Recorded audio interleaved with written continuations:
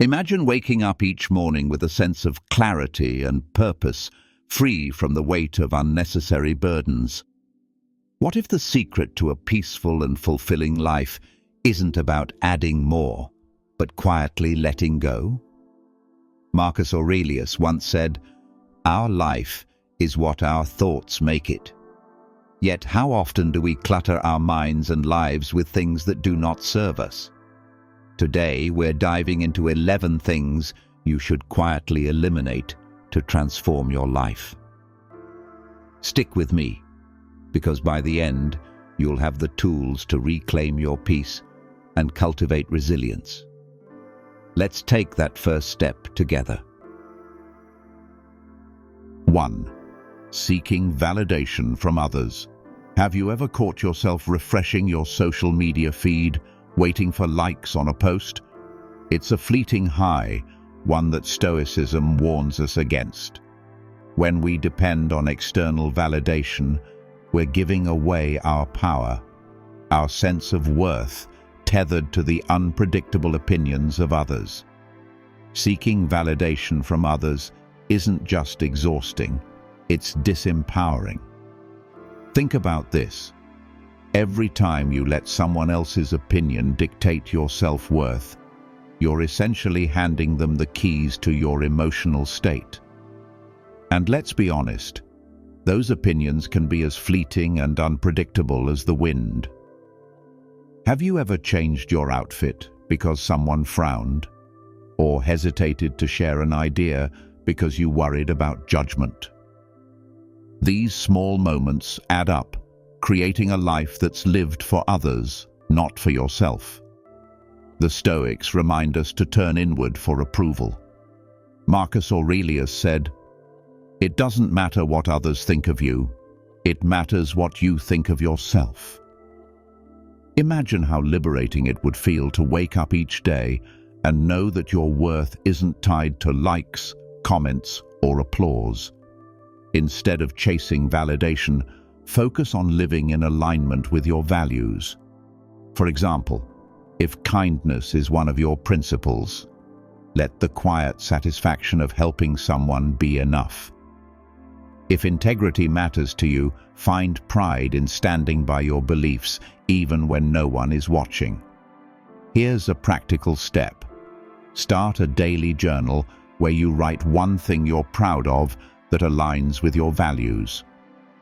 Over time, you'll notice that your sense of self-worth grows stronger and more independent of external factors. Remember, the quieter you are about seeking approval, the louder your inner confidence becomes. Additionally, learn to differentiate between constructive feedback and superficial praise. While constructive feedback helps you grow, superficial praise is often rooted in external expectations that don't align with your values.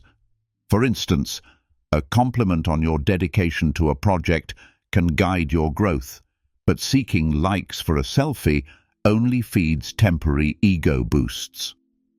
Recognizing this distinction can free you from the endless cycle of needing applause to feel validated. 2. Unnecessary goals. We're constantly told to aim higher, achieve more. But at what cost? How many of your goals actually align with your values? Are you pursuing them because they're meaningful or because they look good on paper? Unnecessary goals are like extra luggage on a long hike. They weigh you down and distract you from reaching your destination. Picture this. You're working tirelessly toward a promotion that you're not even sure you want, or chasing material possessions because society says they're markers of success. It's easy to get caught in the cycle of more is better without ever stopping to ask, is this even what I want? The Stoics teach us to focus on what truly matters. Seneca said, "It is not that we have so little time, but that we waste so much." Letting go of unnecessary goals is not about giving up. It's about making space for the pursuits that genuinely enrich your life. Think about the goals that light you up from the inside, the ones that align with your deepest values and bring you closer to the person you want to be. Start by auditing your goals. Write them all down and ask yourself, does this goal align with my values? Will achieving it bring me lasting fulfillment? Am I pursuing it for myself or to impress others? When you eliminate the goals that don't serve you, you'll notice a profound sense of clarity and freedom. It's like clearing a foggy path. You can finally see where you're headed. Remember, it's better to walk slowly in the right direction than to sprint towards something meaningless. Consider this. Aligning your goals with your values doesn't mean reducing ambition. It's about redefining success. For example, instead of chasing a high-paying job that drains you, focus on finding work that brings you purpose. Replace superficial objectives with goals that truly resonate with your sense of self, like building meaningful relationships or improving a skill you love. 3. Explaining yourself to those who hurt you. How often have you replayed a conversation in your head, wishing you could explain your side? Seeking understanding from those who've caused you pain only traps you in a cycle of frustration. We've all been there. The endless explanations, the justifications, the hope that if you could just find the right words, they'd finally see your perspective. But here's the truth. Some people don't want to understand you. They're committed to their version of events, and no amount of explaining will change that. Every time you try, you're handing them a piece of your peace. The Stoics teach us to focus on what we can control. Epictetus said, "It's not what happens to you, but how you react to it that matters." Instead of pouring energy into explanations that fall on deaf ears, redirect that energy inward. Ask yourself, am I living in alignment with my values? Have I acted with integrity? If the answer is yes, then you owe no one an explanation. Your peace of mind is worth more than their understanding. Imagine the freedom of walking away from a conversation knowing that you don't need their validation to feel whole. Here's a practice. The next time you feel the urge to explain yourself to someone who's hurt you, take a deep breath and pause. Write down your feelings instead. Let that act of reflection be enough. Over time, you'll find that your need for external understanding diminishes and your inner strength grows. Moreover, remember that actions speak louder than words. Instead of explaining your point repeatedly, let your behavior demonstrate your values.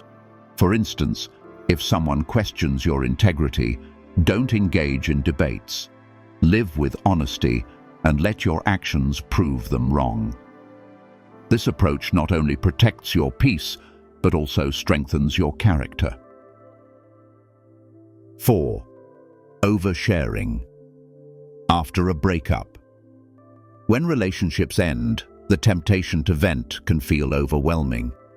You want others to hear your side, validate your pain, or even take your side. But here's the catch. Oversharing not only disrespects the privacy of the relationship, but also keeps you stuck in the past. Think about it. Every time you relive the story of your breakup, you're not just keeping the wound fresh, you're also inviting others' opinions and judgments into something deeply personal. Marcus Aurelius said, "You have power over your mind, not outside events. Realize this, and you will find strength." Venting might feel like a release in the moment, but in the long run, it can delay your healing process and prevent you from moving on. Instead of turning outward, turn inward. Take this opportunity to reflect. What did the relationship teach you about yourself? What patterns do you want to break? And what qualities do you want to cultivate in the future? Journaling can be a powerful tool here. Write about your feelings, your lessons, and your hopes for the future. This act of private reflection can be far more healing than seeking external validation. And when you do feel the need to talk, choose your confidence wisely.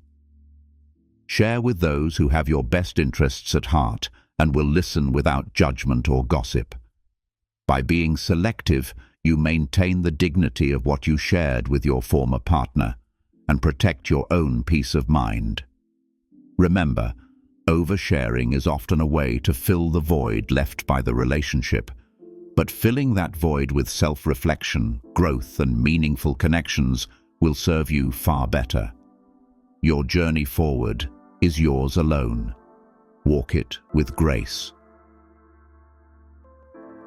5. Raising your voice in anger. We've all been in situations where emotions run high and anger feels like the only outlet.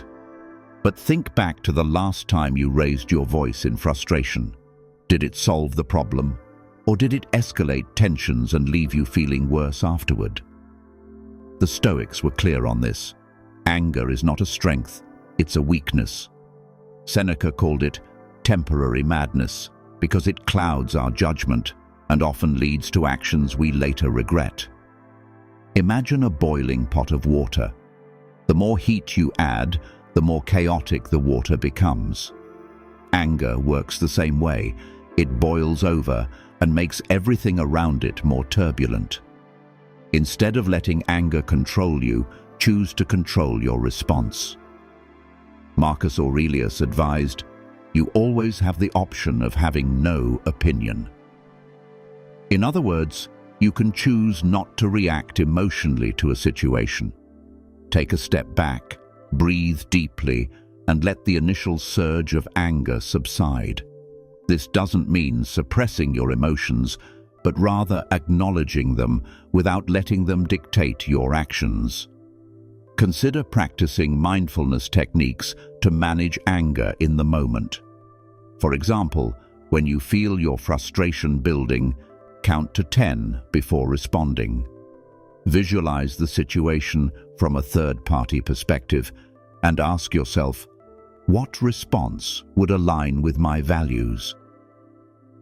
This pause often provides the clarity needed to act with wisdom instead of impulse. Another powerful approach is to reflect on past instances where anger led to regret. Use these moments as reminders of why staying calm is a priority. Over time, you'll find that choosing composure not only diffuses conflicts, but also earns the respect of those around you. Remember, raising your voice might feel like a release, but it often creates more problems than it solves. The quieter you are in moments of tension, the louder your strength becomes. Let your calmness be your superpower. 6. Gossiping gossip. It's the conversation filler we've all participated in at some point, a juicy piece of information about someone else. It's tempting to share, isn't it? But here's the thing. Gossip doesn't just hurt the person you're talking about, it also erodes your character. Think about the last time you heard someone gossiping. Did it make you trust them more or less? Likely less. That's because gossip signals a lack of integrity. If someone is willing to speak negatively about others behind their backs, what's stopping them from doing the same to you?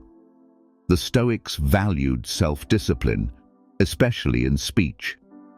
Seneca said, "Speech reflects the soul. As a man speaks, so is he." Every word you say shapes the perception others have of you, and, more importantly, the perception you have of yourself. Gossip may feel harmless, but it drags you into a cycle of negativity and pettiness that has no place in a life guided by virtue. Instead of engaging in gossip, Try redirecting the conversation. If someone starts bad-mouthing a colleague, for example, steer the topic towards something neutral or positive. This isn't just about avoiding negativity, it's about setting a standard for the kind of person you want to be. Moreover, resisting gossip fosters trust. People will see you as someone who values integrity, someone they can confide in without fear of judgment or betrayal. Imagine how empowering it feels to walk into a room knowing you're respected for your character, not feared for your words. And let's not forget the impact gossip has on your mental peace. Dwelling on others' flaws or mistakes keeps you tethered to negativity. By choosing to speak positively, or not at all, you free your mind to focus on growth and self-improvement. The next time you're tempted to gossip, pause and ask yourself, is this true? Is this kind? Is this necessary? If the answer to any of those is no, then it's not worth saying. Choose words that uplift and watch how your relationships and self-esteem flourish. 7. Constantly comparing yourself to others. It's human nature to measure ourselves against those around us. We compare careers, relationships, appearances, and even happiness levels. But have you ever stopped to consider what comparison is really costing you? The Stoics teach us that comparison is a thief of joy and a distraction from our own unique path. Imagine scrolling through social media and seeing a friend's seemingly perfect vacation, flawless family, or shiny new promotion. Suddenly, your own life feels inadequate. This spiral of comparison not only creates unnecessary stress, but blinds you to the blessings already present in your life. Marcus Aurelius wisely said, "Don't waste what remains of your life in speculating about others." Instead of comparing yourself to others, focus on your personal growth. Recognize that everyone's journey is unique, shaped by different experiences, challenges, and values. Your achievements, no matter how small, are a testament to your progress. Celebrate them. Here's an exercise. Whenever you catch yourself comparing, pause and list 3 things you're grateful for in your own life. This simple act shifts your mindset from scarcity to abundance. It reminds you that life isn't a competition, but a personal journey. Comparison also distorts reality. Social media, for instance, is a curated highlight reel. You see the wins, but rarely the struggles. Remember, you're comparing your behind the scenes to someone else's best moments. The Stoics remind us to control our perceptions. Instead of envying others, wish them well and redirect your energy to your own path. 8. Pursuing perfection. Perfectionism often masquerades as a noble pursuit. After all, who doesn't want to excel? But the Stoics warn us against this trap. Perfectionism isn't about excellence. It's about fear. Fear of failure, fear of judgment, fear of not being enough. Seneca said, "While we wait for life, life passes us by." Perfectionism keeps you stuck, waiting for the perfect moment or the flawless plan. It robs you of action, progress, and joy. Think about how often you've delayed starting something because you weren't ready. How many opportunities have slipped away while you were chasing perfection? The truth is, perfection is an illusion. No one achieves it, and striving for it only sets you up for disappointment. Instead, embrace imperfection as part of being human. Focus on effort, not outcomes. Celebrate progress, no matter how messy it looks. Here's a mindset shift. redefines success as growth. Every mistake is a lesson, every setback an opportunity to improve.